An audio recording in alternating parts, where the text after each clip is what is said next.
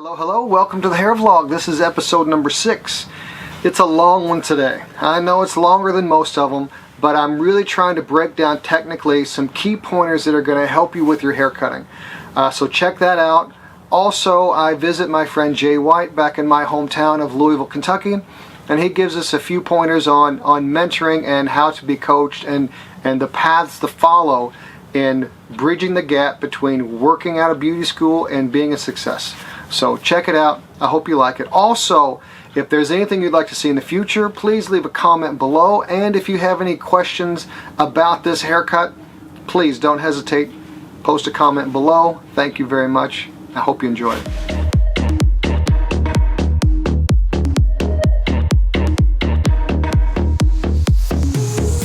Alright guys, this is Roy J. White. I want to share with you guys an experience that I had and some of my personal growth and development for success in the salon world. When I found a mentor, one of the mentors told me, you have to do something a correct way. It's not always your way.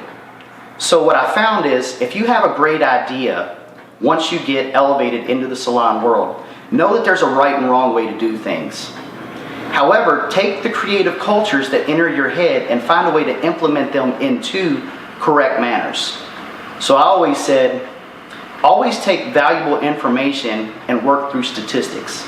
If you don't work through what is accurate, you're going to give false information. I think that's something that can help you guys grow in the personal development standpoint. Today I'm going to cover probably, in my opinion, the hardest haircut that there is to do, and that is a graduated bob. And we're going to do a low kind of stack on this bob, and there's a few key things I want to go over before we actually get started. The first thing is my sectioning. So when I'm sectioning, I'm always going to go from the center of the head. This happens to be where the occipital bone is. I'm going to go from the center of the head, and I'm going to take a triangular section, a pie section. Now, I would like this section to be as wide as it is flat. So I'll lay the comb right there against the head where it's flat. That's going to determine the width of the bottom of the section. I'll pivot from the top, and that gives me my triangular section I'm going to start with in the front. From there, I'm going to hold this at 90 degrees to the head. So 90 degrees to the head. I'm not going to elevate it high or low, I just want 90. Now what's going to determine the angle of elevation that I create is obviously the finger angle that I put in there. Now, if I'm holding this at 90 and I cut a 45-degree angle into it, then it's going to be one length, and I'm not going to have any graduation at all. So the angle has to be anywhere between 45 to 90. Now, if I go 90 against the head, you can see that's going to get really short as I go up to the back of the head. An easy way for me to determine what type of angle that I want is I'll hold my fingers out to where I think it ought to be. I'll set the comb, and then I will visualize where that's going to go in the front. So I can start to see, how that's going to stack as I'm going from the back to the front. Make sense? So any sort of angle that you want in between there is certainly fine. I'm going to hold that at 90 degrees, and I'm going to cut that. From there, in order that I can match the sides, which is what makes this haircut so difficult, I have to be able to section it the same on both sides. So I'm going to use bones of the head or mapping points of the head so I can match it. So I'll start from the center, and I will pivot to the corner of the hairline. So pivot from the center down to the corner, and then that way when I go to the other side, I'll be able to match exactly the same size of sections as I'm working around. From here, I'm going to pull this back to the last section that I cut, but I'm combing it T to my parting. So this is my parting, I'm going to comb it T to it. Get my angle, there's my guide underneath. Cut that through. The next section, I will go halfway between the mastoid and the corner of the hairline, and I will pivot to the center of the head. From here, I'll bring this back to my previous section. There's my guide. Cut to the center. One of the key things is that this piece of hair right here is as much of a guide as the underneath, because I don't want this hair here. Let me show you. I don't want this piece of hair here being pulled over. I want it to continue to be held at the exact same elevation that I held my first section. So that is what gives me like an anchor that everything else is pivoting off of. So the last piece, when I hold, I will hold that out the same way. This piece of hair right here is going to be held exactly the same way. There's my line underneath, and now I've gone from vertical to horizontal. Comb that down. Now when I comb this down, don't judge it, because if you start looking at it right now, you're going to be thinking, oh my God, my graduation looks like shit. No, it takes time to develop. This first section is the hardest part to see where you have graduation. The next part, the next section that I take, I'll be able to start judging. Is it even? Is it smooth? Is it stacking properly? If by chance this hair here underneath starts to bother me, then I'll hold everything down and then cut my perimeter shape into it. Some people prefer to cut their perimeter shape in first and then stack off of that, which is perfectly fine and acceptable. When I move into the next piece, this becomes the hardest part, because you're transitioning from the nape, which is stationary, to areas of the head where the hair moves. So when the hair moves, I need to change my elevation, and I need to limit how I'm elevating it so that I can make it match on both sides and so that it fits the head. Because if I'm going for a graduated bob, I want a shape like this. I don't want it to bevel out and round out. If it rounds, it gets very bubbly and conservative. On this particular shape, I want to keep it solid. So I'm going to pivot again from the center of the head all the way down. Now, when I come to this point, at the nape area, when I cut that first section, this was held at 90. But if I hold this section at 90, it's going to be held up here. So I have to be able to hold that at an angle that's going to continue my graduation, and that angle is going to be that elevation right there. So when I take this section and I comb it out from the head, I want to make sure that this section is being held at the elevation that the comb is showing me right there. Whoops. So I'll comb that out to the center. I'll wiggle it to where I make sure I have the correct elevation. There's my guide from underneath. There's my elevation is proper and correct and cut. And then I can start to see my graduation developing. From there, I will continue to pivot again. I want to match areas on the head, so this time I'm going to the mastoid. Comb that out. I want to make sure that this stays at the original elevation. There's my guides underneath. Comb in smooth. Get that cut through. And then continue the process on, as you'll see in the video. But the key point I want to make here is that that is the elevation, that is the elevation, that is the elevation, and then this is the elevation, which is held flat down against the head. I hope that helps.